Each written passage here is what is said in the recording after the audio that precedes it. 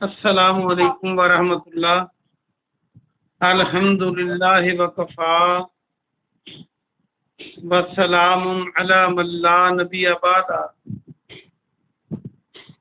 اللہ مہربان کے فضل و کرم سے ہمارا آج کا سبق سورہ النساء کی آیت نمبر 151 اور 152، 151 اور 152 کہتے ہیں اردو میں، وہ پڑھیں گے انشاءاللہ۔ قرآن پاک کھول لیجیے۔ اعوذ باللہ من الشیطان الرجیم، بسم اللہ الرحمن الرحیم۔ آیت نمبر 151 اور 152۔ اولئک هم الکافرون، اولئک وہی لوگ، ہم ہیں، الکافرون کافر، وہی لوگ کافر ہیں، حقاً حقیقت میں، حقیقی، وہی لوگ کافر ہیں۔ اور یہ جو ہم کی ضمیر الگ ہے، یہ سٹریس پیدا کرتی ہے، تو ترجمہ یہ بنے گا وہی لوگ ہی حقیقی کافر ہیں۔ وَأَعْتَدْنَا، اور ہم نے تیار کر رکھا ہے، اعتدنا کئی بار آپ پڑھ چکے ہیں، للکافرین، کافروں کے لیے، عذابا مہینا، ذلت آمیز عذاب، مہینہ اردو کا لفظ احانت یہاں سے بن سکتا ہے، ہاں یا نون اس میں موجود ہے، تو احانت امیز عذاب کون سا ہوتا ہے؟ ذلت امیز عذاب۔ ترجمہ یہ بنے گا بامحاورہ وہی لوگ ہی کافر ہیں، وہی لوگ ہی حقیقی کافر ہیں، کافروں کے لیے ہم نے ذلت آمیز عذاب تیار کر رکھا ہے۔ والذین، اور وہ لوگ جو آمنوا، ایمان لائے، باللہ و رسلہ، اللہ پر اور اس کے رسولوں پر، رسول کی جمع رسل، ولم، اور نہیں، یفرقو، انہوں نے فرق کیا، یفرقو کو دیکھیں تو فارا قاف اس میں موجود ہے، فرق تفریق، بینا درمیان، احد منہم، ان میں سے کسی کے، ان میں سے ایک کے، اولئک وہی لوگ، سوف عن قریب، یؤتیہم وہ دے گا انہیں، وہ عطا کرے گا انہیں، اجورہم ان کے اجر، اجر اجور، اجر کی جمع، وکان اللہ، اور اللہ تعالی ہے، غفور الرحیم، بہت مغفرت کرنے والا، بہت بخشنے والا، اور بہت رحم کرنے والا۔ بامحاورہ ترجمہ سنیے۔ اور وہ لوگ جو اللہ اور اس کے رسولوں پر ایمان لائے اور ان میں سے کسی میں فرق نہ کیا، یہ وہی لوگ ہیں ان قریب جن کو وہ ان کے اجر دے گا، اور اللہ بہت بخشنے والا، بہت رحم کرنے والا ہے۔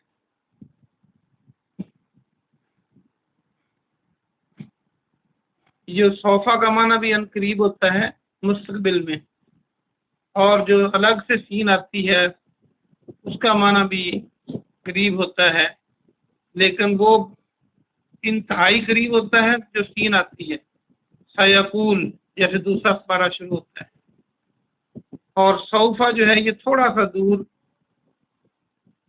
لیکن اس کا معنی بھی قریب ہی ہوتا ہے۔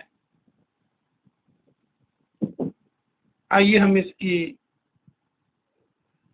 تفسیر دیکھتے ہیں کہ ہمارے رب نے ان آیات میں ہمارے لیے کیا حکم صادر فرمایا ہے۔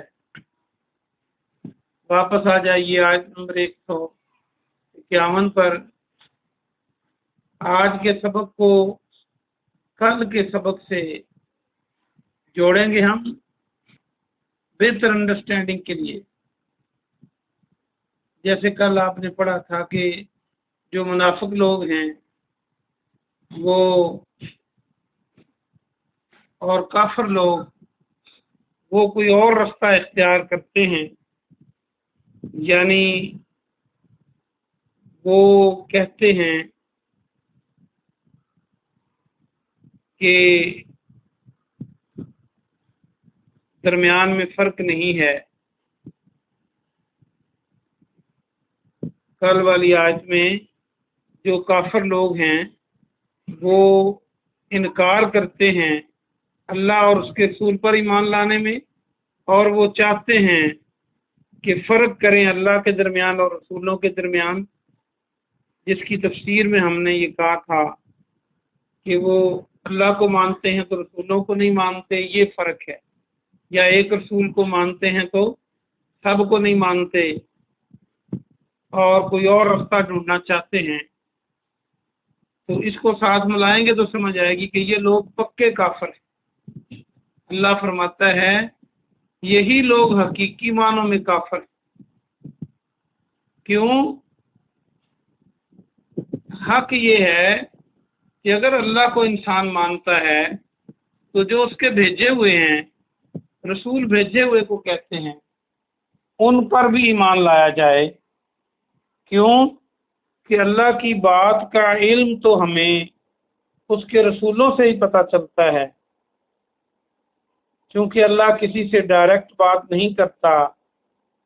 اللہ اپنے رسولوں کو بتاتا ہے، وہ اللہ کی مرضی آگے اللہ کی مخلوق کو بتاتے ہیں۔ تو رسولوں پر ایمان لانا اس لیے ضروری ہے۔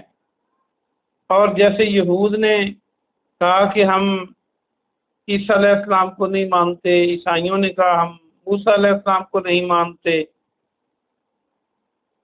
تو اس طرح کسی ایک رسول کو نہ ماننا بھی سارے رسولوں کو نہ ماننا ہے۔ الحمدللہ ہمارا عقیدہ ہے کہ جتنے بھی اللہ نے رسول بھیجے ہیں وہ سارے کے سارے ان پر ہم ایمان لاتے ہیں کہ وہ اللہ کی طرف سے تھے اور اللہ کے برگزیدہ بندے تھے، اپنے اپنے وقت میں وہ اللہ کا پیغام لائے، اور آخری نبی جناب محمد صلی اللہ علیہ وآلہ وسلم ان کی شریعت کے مطابق عمل کیا جائے گا، لیکن ایمان سارے رسولوں پر ہوگا کہ وہ اللہ کے بھیجے ہوئے اور سچے نبی تھے۔ یہ ہے رسولوں پر ایمان۔ اور جو ایسا نہیں کرتا ان کو اللہ کہہ رہا ہے وہ حقیقی کافر ہے، وہ پکا کافر ہے۔ اور ایسے کافروں کے لیے اللہ نے ذلت آمیز عذاب تیار کر رکھا ہے، عذاب جو ہے شدید قسم کا، ذلت دینے والا، ذلیل کر کے رکھ دینے والا برا عذاب اللہ نے تیار کر کے رکھا ہے۔ اگلی آیت میں فرمایا کہ جو لوگ ایمان لائے اللہ پر اور اس کے رسولوں پر، اور انہوں نے کسی ایک رسول میں بھی فرق نہیں کیا۔ فرق سے مراد یہ نہیں ہے کہ وہ سارے برابر ہیں، فرق سے مراد یہ ہے کہ سب کو مانا۔ اللہ قرآن میں فرماتا ہے اور رسولوں کے بھی درجے ہیں، جس طرح جناب محمد رسول اللہ صلی اللہ علیہ وسلم کا درجہ تمام رسولوں سے افضل ہے، تمام اللہ کی مخلوقات سے افضل ہے۔ مشہور حدیث آپ کئی بار سن چکے ہیں کہ آپ فرماتے ہیں خواب میں مجھے تولا گیا مجھے ایک پلڑے میں ڈالا، دوسرے پلڑے میں ایک بندہ ڈالا، فرشتوں نے اٹھایا، میرا وزن زیادہ نکلا، پھر 5 ڈالے، پھر 10 ڈالے، پھر 100 ڈالے، حتیٰ کہ پھر سارے کے سارے ڈال دیے جتنے انسان تھے۔ تو اللہ پاک کے فرشتوں نے پلڑے کو اٹھایا تو آپ کا پلڑا بھاری نکلا۔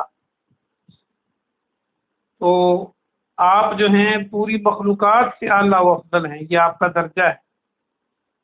اسی طرح انبیاء کرام کے بھی درجے ہیں، یہ اپنی جگہ ہیں۔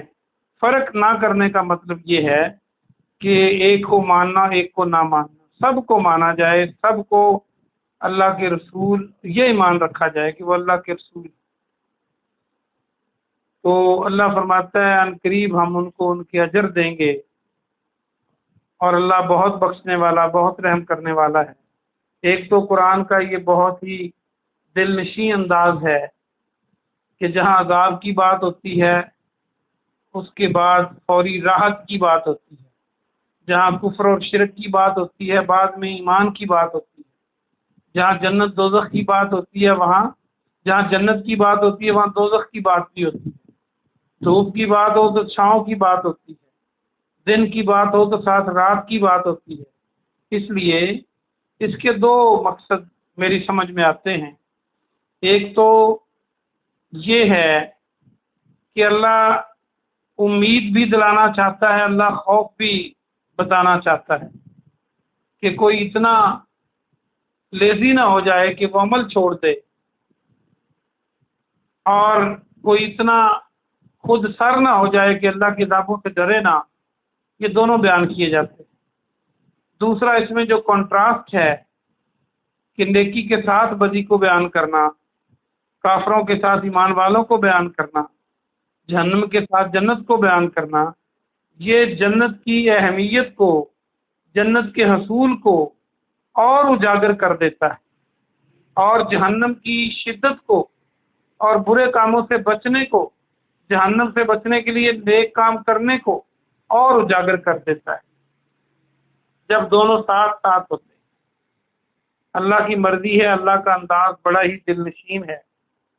عرب کے لوگ اسی لیے تو قرآن کی ایک آیت جیسی بھی آیت نہ بنا سکے، اور اس آیت کے آخر میں جو فرمایا کہ اللہ بہت غفور ہے، بہت رحیم ہے، تو یہ مسلمانوں کے بارے میں، ایمان والوں کے بارے میں ان کے ساتھ کہنا، یہ محسوس ہوتا ہے کہ اللہ سبحانہ و تعالی مومنوں پر خاص مہربانی کرے گا، ان کی بخشش میں خاص ڈھیل دے گا، ان کے حساب کتاب پر خاص رحم فرمائے گا، تبھی یہ لوگ ہم سارے جنت میں جائیں گے انشاءاللہ۔ تو یہ بھی ایک امپورٹنٹ نقطہ ہے۔ اور اللہ رحمان ہے، اللہ رحیم ہے۔ دنیا میں جو وہ اپنا مہربان ہونا ثابت کرتا ہے، اپنے دشمنوں کو بھی سب کچھ دیتا ہے جو دنیا کا مال و دولت ہے، لیکن آخرت میں یہ مومنوں کے لیے بخش ہوگا۔ اللہ پاک سے دعا ہے کہ اللہ پاک ہمیں دوزخ کے عذابوں سے محفوظ فرمائے، آمین، اور ہمیں مومنین کے ساتھ جو اللہ بہت بڑا اجر دینے والا ہے، ہمیں وہ اجر عطا فرمائے جو جنت الفردوس کی شکل میں ہو، آمین۔ سبحان ربک رب العزت عما یصفون وسلام علی المرسلین والحمد للہ رب العالمین۔ کوئی سوال ہو تو آپ پوچھ سکتے ہیں۔